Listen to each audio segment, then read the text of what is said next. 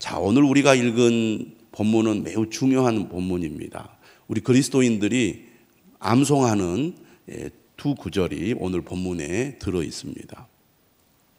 사도 바울이 쓴 편지가 13권인데요.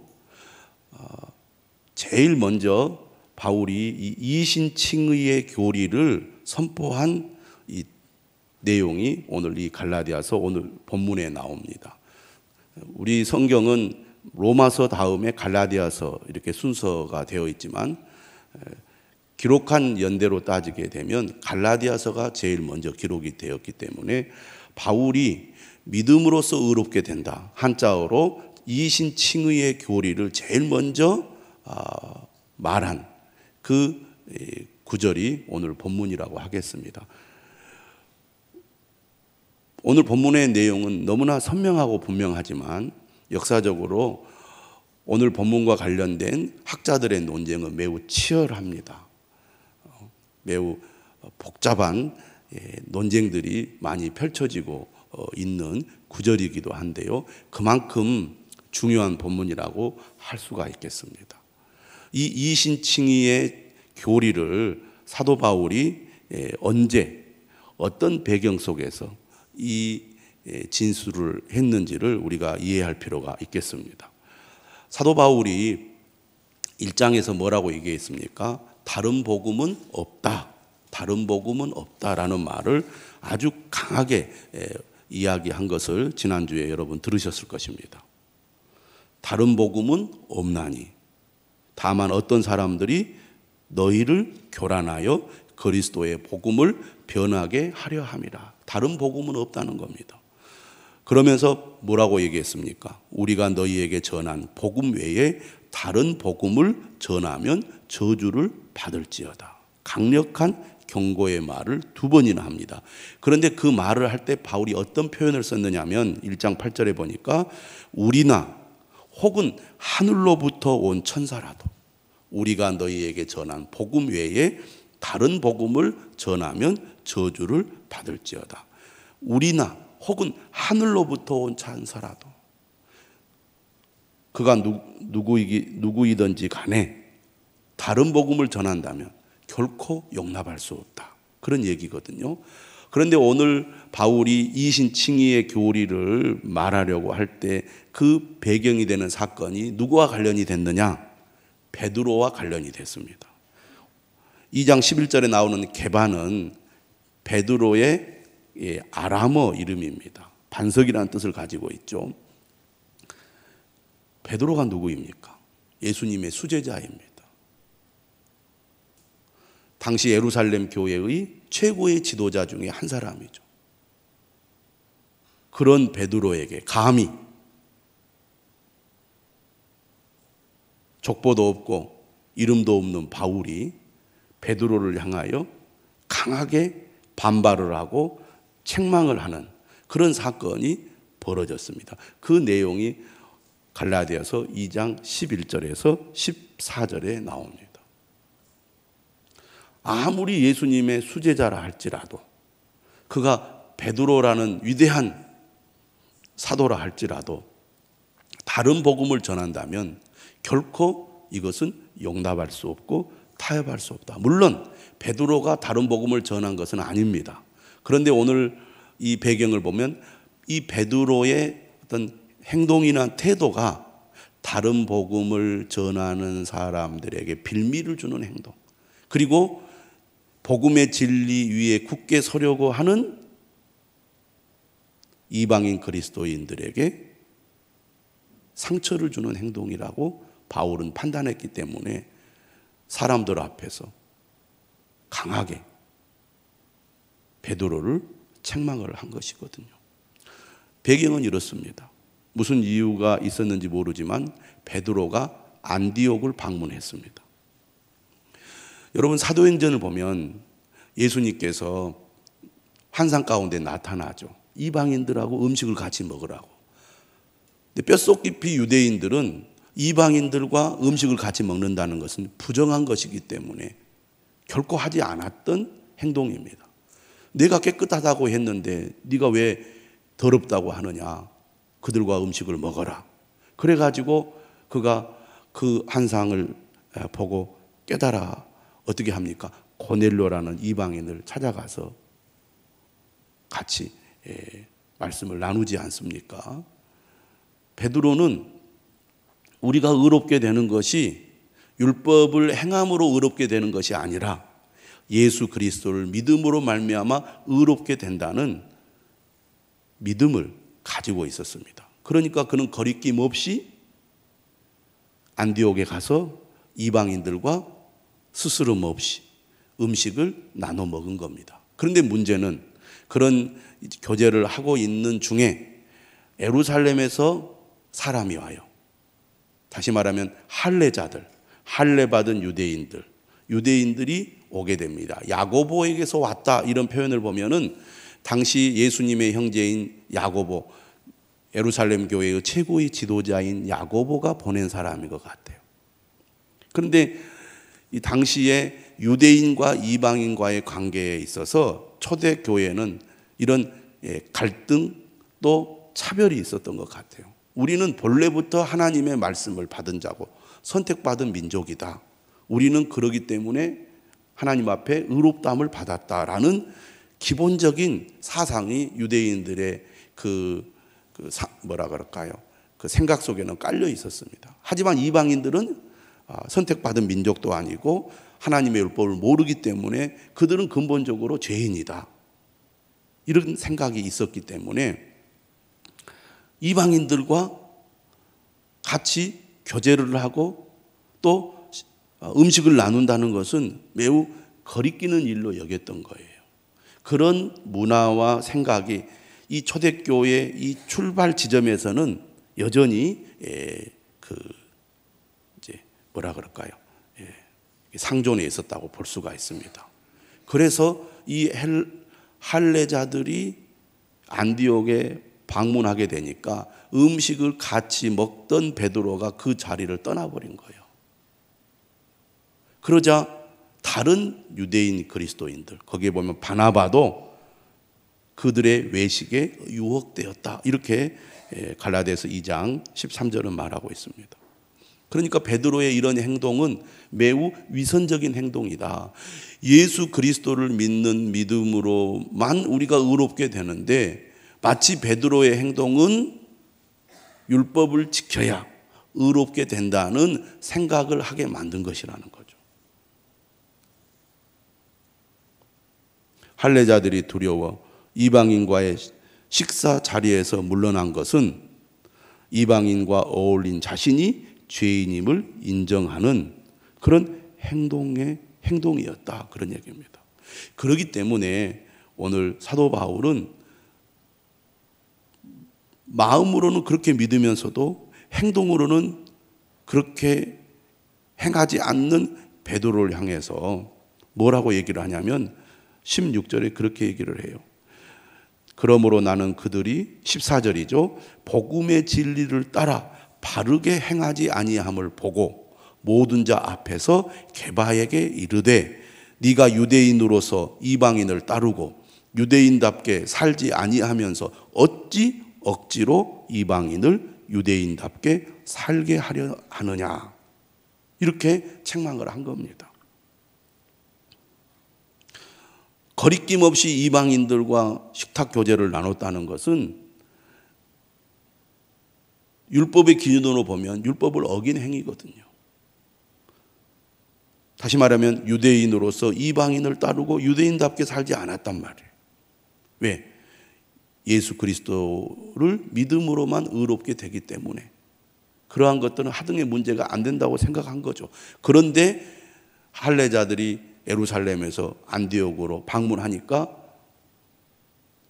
할례자들과 음식을 먹은 그런 자신의 행동을 뭔가 불편하게 여기고 그 자리를 떠난 것은 곧 억지로 이방인을 유대인답게 살게 하는 행동과 같다는 겁니다. 너희들도 유대인처럼 할례를 받으라. 그렇게 직접 말은 하지 않았지만 그렇게 하라고 강요하는 것과 다름없는 행동을 했다는 겁니다. 그러니까 이 초대교회 때 이런 문제로 여전히 혼란이 있었다는 얘기입니다. 그런 배경 아래 사도 바울은 이 부분을 분명하게 짚고 넘어가는 겁니다. 물론 이 이야기를 하는 것은 지금 갈라디아 교회 성도들이 이신칭의의 믿음을 확고하게 붙잡지 않고 다른 복음을 그들이 받아들이려고 했기 때문에 이 문제를 지적한 것이죠. 내용은 이렇습니다. 오늘 우리 본문에 나오는 16절 이 말씀은요, 매우 문장이 길고 똑같은 말이 여러 번 반복이 됩니다. 그런데 이 구절이요, 한 문장으로 되어 있어요. 헬라어로 보면 한 문장. 근데 율법의 행위라는 말이 3번이 나오고요, 믿음으로 의롭게 된다는 말이 또 2번에다가 또 믿는다는 말이 또 한 번 나옵니다. 그러니까 믿음이라는 말이 3번, 율법이라는 말이 3번, 이렇게 반복이 되는 문장입니다. 사람이 의롭게 되는 것, 이렇게 시작하죠. 사람이 의롭게 된다는 게 무엇을 의미하느냐? 여러분, 우리가 분명히 알아야 될 것은 우리 모두가 다 나중에 하나님 앞에 서게 된다는 사실입니다. 여러분, 금년이 시작된 것이 엊그제 같은데 벌써 이제 9월 중순에 접어들었습니다. 이제 추석 지나고 나면 금방 1년이 갈 거예요. 어린아이들은 야, 한 살 더 먹으니까 좋다 이렇게 생각할지 모르지만 연세가 드신 분들은 세월이 가는 것이 너무 아깝고 아쉽고 그렇습니다. 시간이 얼마나 빨리 갑니까? 여러분, 우리가 꼭 기억해야 될 것, 우리 모두 다 하나님 앞에 서게 된다는 것입니다. 한 사람도 예외 없이. 그때 하나님은 우리를 맞이해 줄 것이냐, 우리를 받아줄 것이냐, 이게 중요한 거라는 거죠. 여러분 어떻습니까? 여러분이 하나님 앞에 섰을 때 하나님께서 여러분을 잘하였도다 착하고 충성된 종아, 그렇게 여러분을 받아주시겠습니까?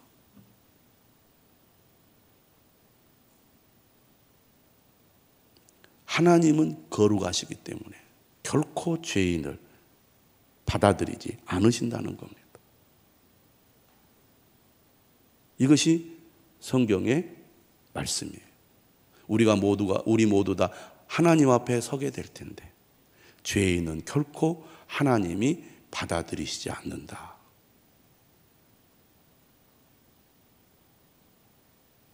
누가 하나님 앞에 받아들임을 받을 수 있겠습니까? 하나님께서 의롭다고 인정하는 사람만 하나님이 받으시는 거예요. 그러면 우리가 노력하고 예를 쓰면 하나님이 우리를 의롭다고 인정해 줄 수 있을까요? 여러분 곰곰이 생각을 해보세요. 지금까지 살아오면서 나는 거룩하신 하나님 앞에 인정을 받을 만큼 의로운 자인지, 그럴 수 있겠는지. 우리는 이 땅에서 계속 살 것처럼 착각을 합니다. 그러나 하나님은 우리를 언젠가 때가 되면 부르십니다. 그때 잘하였도다 착하고 충성된 종아, 우리를 품에 안으시면서 우리를 이렇게 마치 부모가 자식을 이렇게 안으시듯이 우리를 받아주셔야 되는데, 여러분 예수님의 표현에도 그런 표현들이 나오잖아요. 내가 너를 도무지 알지 못한다 하면서 우리를 거절해 버린다면 여러분 그때 어떻게 하겠습니까? 얼마나 당황스럽겠습니까? 의롭게 된다는 것은 하나님이 받아들이는 그런 사람이라는 것입니다. 문제는 우리의 노력이나 우리의 열심이나 우리의 행위로는 결코 하나님이 받으실 만한 의로운 사람이 이 땅에는 아무도 없다는 것입니다.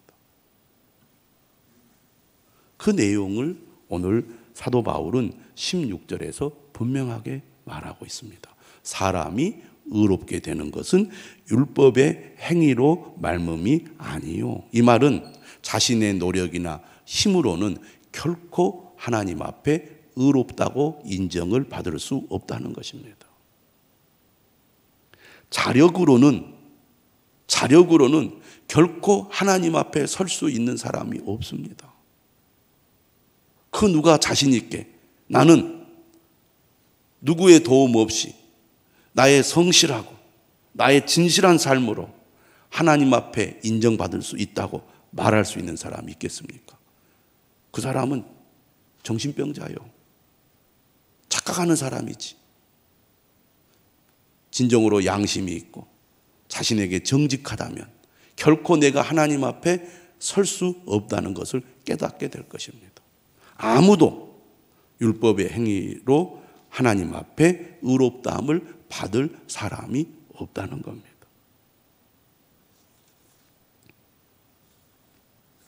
3장 10절에 그렇게 얘기를 해요.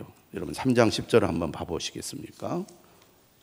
무릇 율법 행위에 속한 자들은 저주 아래 있나니 기록된 바 누구든지 율법책에 기록된 대로 모든 일을 항상 행하지 아니하는 자는 저주 아래 있는 자라 하였습니다. 율법의 행위로 의롭다함을 받으려고 하는 사람은 하나님이 요구하는 완전한 의를 하나님 앞에 행해야 되는데 그럴 수 있는 사람이 없다 그런 얘기입니다. 11절에 말하잖아요. 또 하나님 앞에서 아무도 율법으로 말미암아 의롭게 되지 못할 것이 분명하니 이는 의인은 믿음으로 살리라 하였습니다.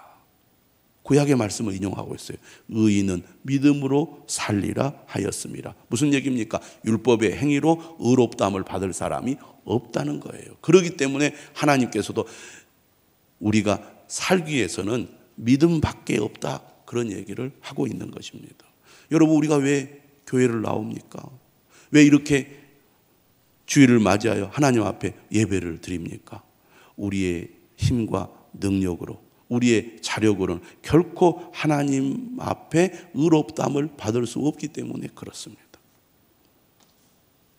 자력으로, 나의 노력으로, 나의 행위로, 나의 삶으로 하나님 앞에 인정을 받으려고 하는 그 생각은 무엇을 의미하느냐? 예수 그리스도가 우리에게 꼭 필요한 것은 아니라는 것을 의미합니다. 오늘 본문 마지막 21절에 이렇게 얘기를 해요. 만일 의롭게 되는 것이 율법으로 말미암으면 우리의 선한 행동이나 하나님의 말씀을 온전히 지킴으로 의롭게 되려고 하는 것은 뭐라고 말합니까? 그리스도께서 헛되이 죽으셨느니라. 그럴 수 있다면 굳이 이 땅에 예수님이 오실 필요도 없었고 우리를 위하여 십자가에 못 박혀 죽으실 필요도 없었다는 거예요. 사도 바울이 강력하게 믿음으로 의롭게 되는 것을 강조하는 핵심 이유는 바로 여기에 있는 겁니다. 예수 그리스도께서 왜 오셨냐는 거예요. 예수 그리스도께서 왜 십자가에 죽으셨느냐는 거예요. 왜 예수 그리스도께서 우리 죄를 위하여 죽으셔야 했느냐는 거예요. 우리의 노력이나 우리의 힘으로는 결코 하나님 앞에 의롭다함을 받을 수 없기 때문에 그렇습니다. 더 나아가 예수 그리스도의 십자가의 죽음은 우리를 구원하기 위한 충분한 조건을 갖추신 것이다. 예수 그리스도만이 우리의 완전한 완벽한 구원자가 되시는 분이다. 예수 그리스도를 믿는 것만으로는 부족하다. 플러스 알파가 필요하다는 것은 예수 그리스도가 우리의 구원자로서 뭔가 한계를 가지고 있고 뭔가 부족하다는 것을 의미하거든요. 바울은 그건 결코 용납할 수 없었습니다. 예수 그리스도만이 우리를 구원해 주실 수 있고 예수 그리스도만이 우리가 하나님 앞에 의롭다함을 받을 수 있게 하는 완전한 조건이 된다. 이러한 분명한 믿음을 가지고 사도 바울은 오늘 16절에서 이신칭의의 교리를 선포하는 겁니다. 사람이 의롭게 되는 것은 율법의 행위로 말미암음이 아니요 오직 예수 그리스도를 믿음으로 말미암는 줄 알므로 우리도 그리스도 예수를 믿나니 이는 우리가 율법의 행위로서가 아니고 그리스도를 믿음으로써 의롭다 함을 얻으려 함이라. 율법의 행위로서는 의롭다 함을 얻을 육체가 없느니라. 3번이나 말을 반복해서 오직 예수 그리스도를 믿음으로만 우리가 의롭게 된다는 것을 강하게 주장을 하고 있습니다. 예수님께서 뭐라고 말씀하셨습니까? 요한복음 14장 6절에서 내가 곧 길이요 진리요 생명이니 나로 말미암지 않고는 아버지께로 올 자가 없나니라. 예수 그리스도가 아니고는 결코 우리가 하나님 앞에 의롭다함을 받을 수 없다는 겁니다. 다시 말하면 구원을 받을 수 없다는 거예요. 최종적인 구원에 이를 수 없다 그 말입니다. 사도행전 4장 12절에서도 베드로가 그렇게 증거하지 않습니까? 다른 이로서는 구원을 받을 수 없나니 천하 사람 중에 구원 받을 만한 다른 이름을 우리에게 주신 일이 없습니다. 오직 예수 그리스도 그분만이 우리의 유일한 구원자라는 겁니다. 예수 그리스도를 믿는 믿음으로만이 우리가 하나님 앞에 온전히 설 수 있다는 것입니다. 그러니 우리가 이 세상을 살아가면서 예수 그리스도보다 더 중요하신 분이 어디 있습니까? 예수 그리스도보다 더 귀한 분이 어디에 있습니까? 생명이 귀하잖아요. 우리가 영원한 생명을 얻어야 될 거 아닙니까? 영원한 천국에 가야 될 거 아닙니까? 하나님 앞에 우리가 받아들여지는 사람이 되어야 되지 않겠습니까? 그러려면 예수 그리스도를 믿는 믿음을 결코 우리가 소홀히 여겨서는 안 되는 겁니다. 그보다 더 중요하게 여길 수 있는 것이 없다는 확신을 우리가 가져야 된다는 것입니다. 그런데 베드로의 위선적인 행동은 마치 자신의 그 이신칭의의 믿음이 잘못된 것인 것처럼 행동했다는 거예요. 17절에 그렇게 얘기합니다. 만일 우리가 그리스도 안에서 의롭게 되려 하다가 죄인으로 드러나면 그리스도께서 죄를 짓게 하는 자냐? 결코 그럴 수 없느니라. 아까도 이야기했죠. 할례자들이 두려워서 이방인과 식사 자리에서 물러난 것은 이방인과 어울린 자신이 죄인임을 인정하는 행동이라는 거예요. 애초에 베드로가 이방인과 교제한 것은 예수 그리스도를 믿었기 때문이고 예수님께서 명령하셨기 때문이에요.